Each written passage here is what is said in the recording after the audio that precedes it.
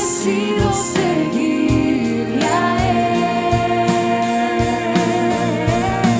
En mi maldad, Muchísimas gracias. Continuamos con la serie Un sermón para toda la vida. Ahora nos corresponde tratar los versículos 13 y 14 del capítulo 7 del Evangelio de Mateo. No se olvide, capítulo 5, capítulo 6, capítulo 7, sermón del monte, sermón de la montaña, un sermón para toda la vida.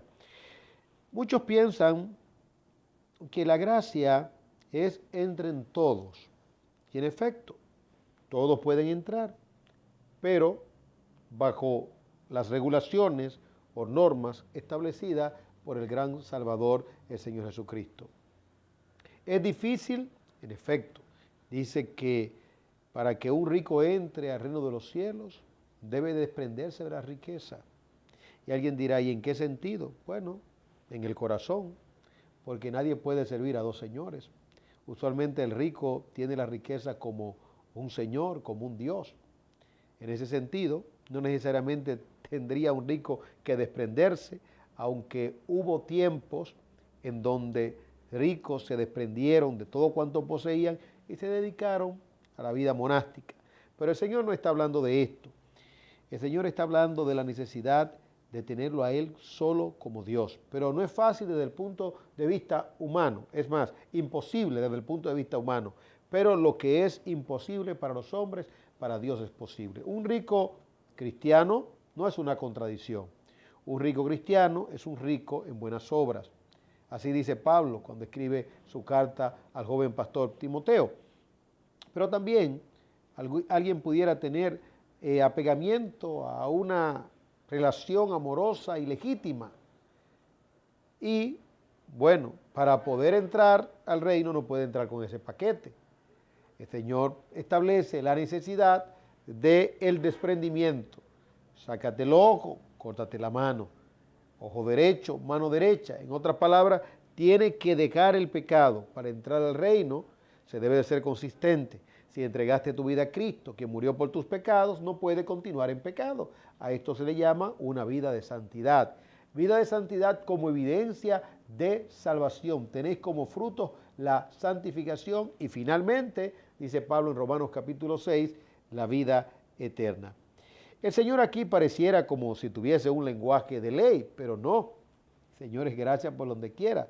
Lo que pasa es que la gracia precisamente tiene sus demandas. Dice el versículo 13, entrad por la puerta estrecha, porque ancha es la puerta y amplia es la senda que lleva a la perdición, y muchos son los que entran por ella.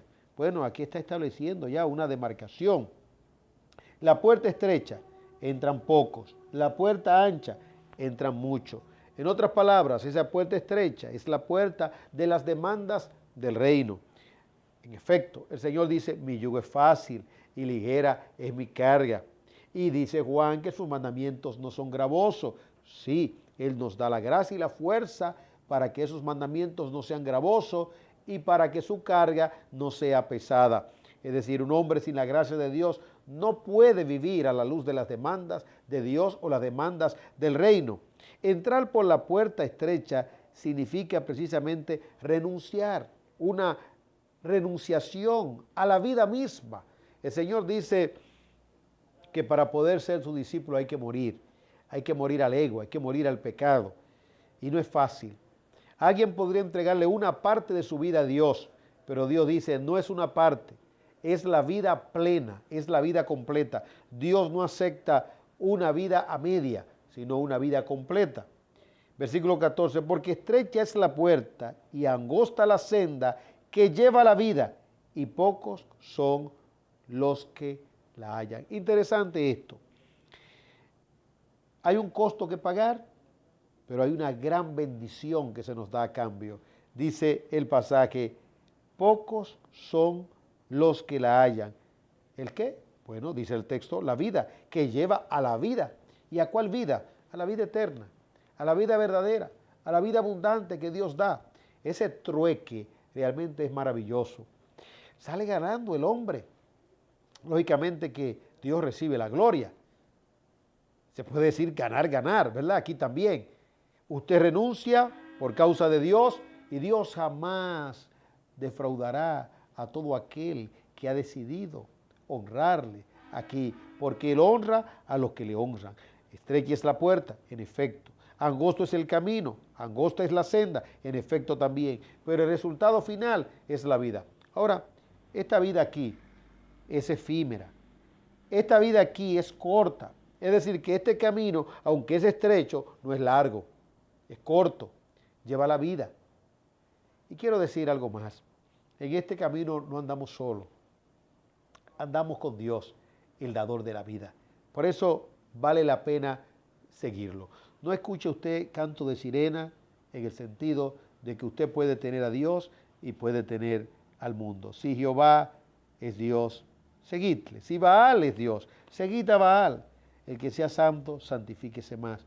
En otras palabras, es una entrega plena a Él. Ese es el camino estrecho. Esa es la puerta angosta. Por último, entonces vamos a considerar la necesidad de la discriminación, en el sentido de lo que escuchamos, de lo que oímos. El Señor nos advierte aquí en el cuidado que debemos de tener con los falsos profetas. Versículo 15. Cuidaos de los falsos profetas, que vienen a vosotros con vestidos de ovejas, pero por dentro son lobos rapaces. No debemos ni podemos juzgar intenciones. Usted puede escuchar muchas verdades de Dios, sí, y debe de absorber esas verdades de Dios. Usted no está llamado a juzgar intenciones. El versículo siguiente nos dice cuál es el juicio que debe de hacer de aquellos que pregonan la verdad o que dicen pregonar la verdad de Dios. Por sus frutos los conoceréis. Ahí está, cuando usted puede enumerar y puede cuantificar. Un fruto es la misma palabra, aunque el fruto es la conducta, pero la palabra se convierte en conducta, en el sentido de que es lo que usted puede escuchar, lo que usted puede oír. Alguien dirá, bueno, conducta es lo que se puede ver, sí, pero también lo que se puede oír. En ese sentido, una doctrina equivocada, usted la puede depurar, a menos que usted se encuentre en una situación de infatuación. Por eso el Señor dice, cuidaos o guardaos. En otras palabras, manteneos sobrio. Y es una de las características que escasea hoy en día, la sobriedad. Y es el imperativo para hoy, para los últimos tiempos. Sed sobrios y velad. La sobriedad de mente y de pensamiento. No estar embriagado de emociones, ni muy excitado, sino ser ponderado. Eso no puede matar ni apagar el gozo ni el amor. Todo lo contrario, la verdad va a producir esto. Pero librarnos de esa tendencia emocionalista que nos impide discriminar la verdad verdadera, la verdad de Dios. Bueno, lo escuchamos, lo oímos, pero también vemos los resultados. Los resultados. Las doctrinas verdaderas se cuantifican y las doctrinas falsas se cuantifican. Sana doctrina apela a sana conducta. Una mala doctrina va a traer como consecuencia una mala conducta. ¿Acaso se recogen uvas de los espinos o higos de los abrojos? Así todo árbol bueno da frutos buenos, pero el árbol malo da frutos malos. Un árbol bueno no puede producir frutos malos, ni un árbol malo producir frutos buenos. Y eso decimos de la doctrina. Una doctrina buena producirá frutos buenos, una doctrina mala producirá frutos malos. Todo árbol que no da buen fruto es cortado y echado al fuego. Así que por sus frutos los conoceréis. Y finalmente la advertencia. No todo el que me dice Señor, Señor, entrará en el reino de los cielos, sino el que hace la voluntad de mi Padre que está en los cielos. Cuidado con el pragmatismo. Muchos me dirán en aquel día, Señor, Señor. Y esto por un asunto pragmático. En otras palabras, vimos resultados. Y esto no podemos encasillarlo solamente a un sector. Esto es universal. No profetizamos en tu nombre y en tu nombre echamos fuera demonios y en tu nombre hicimos muchos milagros. Oigan la censura definitiva del Señor. Entonces les declararé, jamás os conocí, apartaos de mí los que practicáis la iniquidad. No se deje llevar de resultados, en el sentido de que los resultados no le hagan ver la doctrina. Y usted dirá, hay una contradicción porque usted habló de los resultados de la doctrina. Sí, los resultados de la doctrina es santificación. Lo que pasa es que hay unos resultados que tienden a ser engañosos, los resultados del éxito y de la prosperidad según el mundo. Cuando decimos, Dios nos está bendiciendo, mira cómo podemos cuantificar todas las bendiciones materiales de Dios. Juan el Bautista le cortaron la cabeza, murió en la pobreza. ¿Y cuántos hombres de Dios no han partido de este mundo en pobreza y han estado en la verdad? ¿Y cuántas herejías hoy en día hay en el mundo?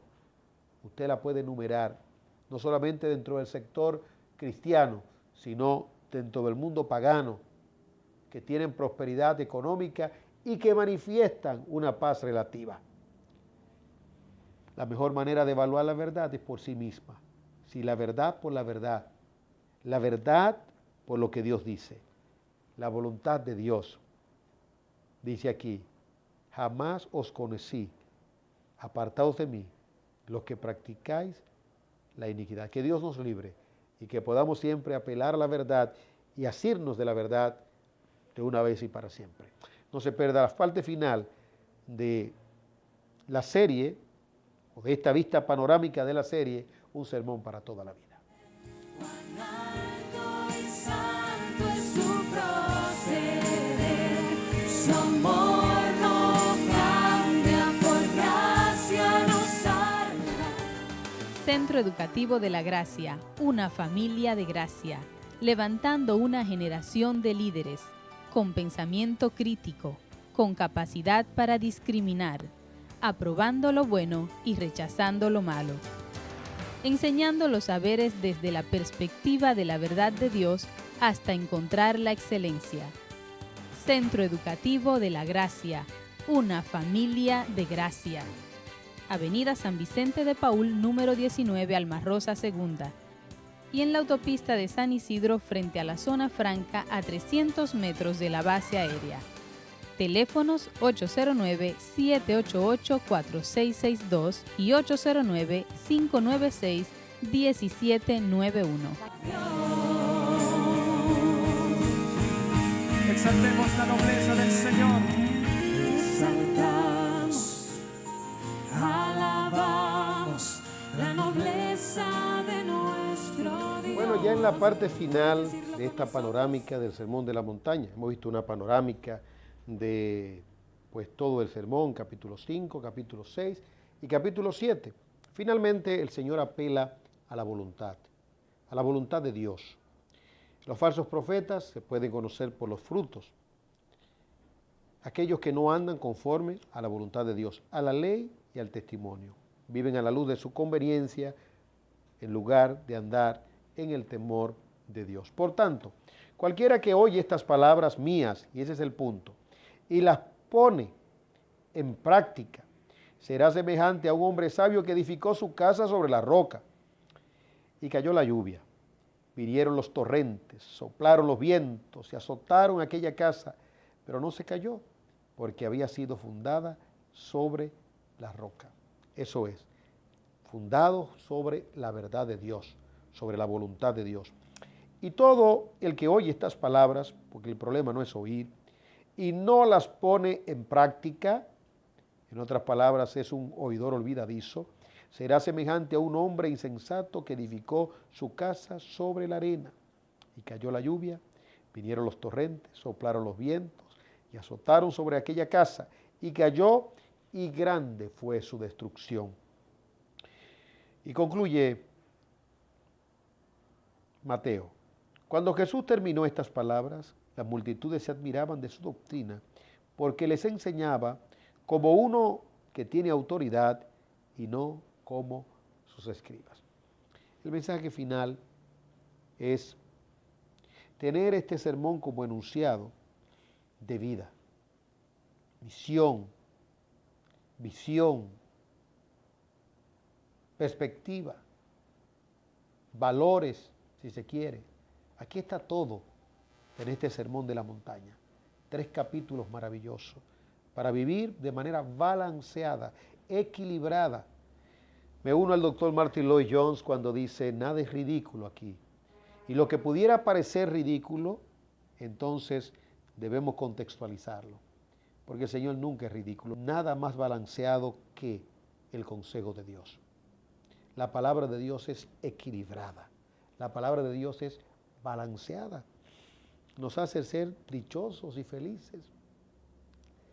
Conforme a Jesús, que tenía una personalidad atractiva. Los niños querían estar con Jesús. Las mujeres querían estar con Jesús. Los hombres, los alguaciles, cuando fueron a aprender a Jesús, dijeron, no hemos oído jamás a un hombre hablar así. Las multitudes le seguían, aun cuando sus palabras eran firmes. Y si nos parecemos a Él, creo que esto va a pasar. Seremos rechazados, pero se dará esa dicotomía o esa variación de que al mismo tiempo también seremos admirados por la forma no solamente que creemos, sino por la forma también que vivimos. Un sermón, no para una parte de la vida, un sermón para toda la vida. Que la paz de Dios sea con usted, gentil televidente, y con toda su familia. Alaba